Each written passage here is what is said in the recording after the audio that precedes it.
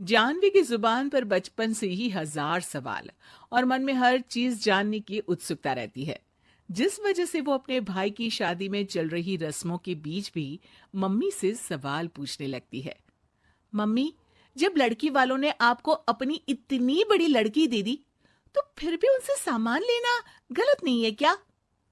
इस पर कोई भी जानवी की बात का जवाब नहीं दे पाता और उसे इग्नोर करते हुए रस्में निभाते रहते हैं। शादी संपन्न होती है और भाभी घर आ जाती है, जिसके बाद जानवी के सवालों का सिलसिला अब भाभी के साथ शुरू होता है। भाभी, मुझे आज तक एक बात समझ नहीं आई। हमेशा सारे बलिदान वाले काम लड़कियां ही क्यों करे? मतलब अपना घर, परिवार, दोस्त, पुरानी जिंदगी सब कुछ छोड़ लड़कियां ससुराल आए, फिर वहां सबका दिल जीतने की कसरत भी वही करे। और लड़कों का क्या? बस तैयार हुए, दूल्हे बने और दोबारा अपने घर आकर बैठ गए। दीदी, मैं ससुराल में हूँ। जवाब कंट्रोवर्शियल हो जाएगा, इसलिए आप अपने ये दुनिया हिलाने वाले सनसनीखेज सवाल अपने पति से करना।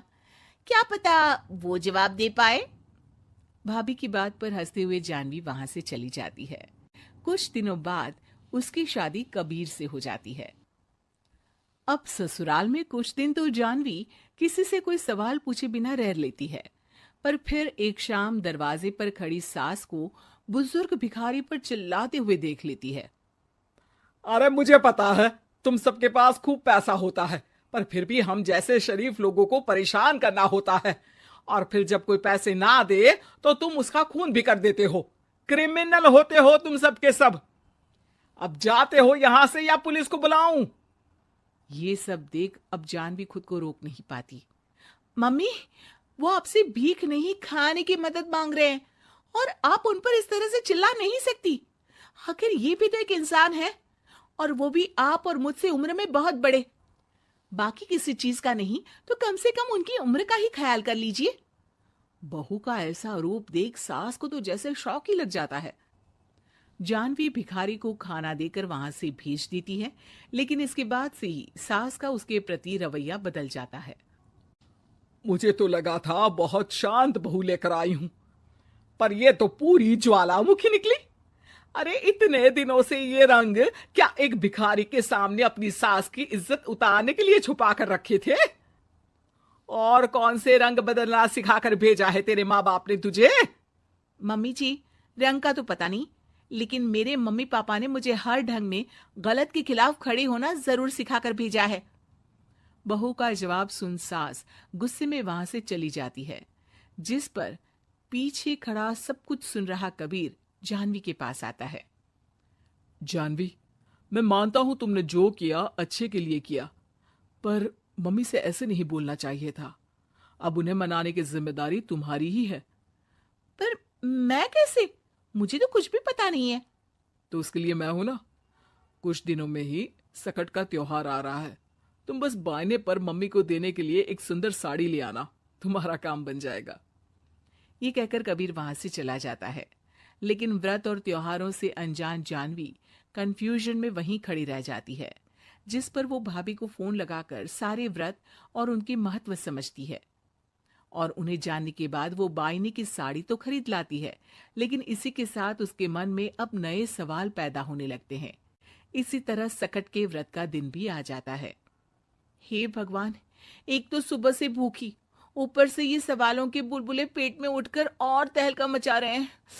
अब क्या करूं, किससे पूछूं? जानवी अपने आप से ये सब बोल ही रही होती है कि सास और कबीर उसके सामने आ जाते हैं। बायने और पूजा की सब तैयारी कर ली? हाँ जी, वो तो कर ली, पर क्या पर? फिर कोई सवाल है? पूछ लो, कहीं पेट में उसे रखे रखे एसिडिटी ना हो जाए। ज्यादा कुछ नहीं, बस पूछना था कि जब ये व्रत बच्चों और दाम्पत्य जीवन की सुख शांति के लिए होता है, फिर इसमें व्रत सिर्फ हम लेडीज ही क्यों रखती हैं? हिस्सेदारी तो दोनों की होती है ना? जानवी की बात सुन इस बार तो सास भी सोचने पर मजबूर हो जाती हैं। ये तो मुझे नहीं पता और ना हमने कभी किसी से पूछा। बस जो बड़े बुजुर्ग रिवाज बना गए वही चल रहे हैं। इसकी भी कोई वजह जरूर होगी। अच्छा, और ये बायने की वजह? अब बायने से तुम्हें क्या दिक्कत है? नहीं नहीं, दिक्कत कोई नहीं है। बस सोचती हूँ कि अगर व्रत बच्चों या पति के लिए होता है तो हमेशा हर चीज का गिफ्ट सिर्फ सास को ही क्यों मिलता है? अरे पति के नाम पर व्रत है तो उन्हें, और बच्चों के नाम पर जो व्रत है उनमें बच्चों को क्यों गिफ्ट नहीं दी जाती?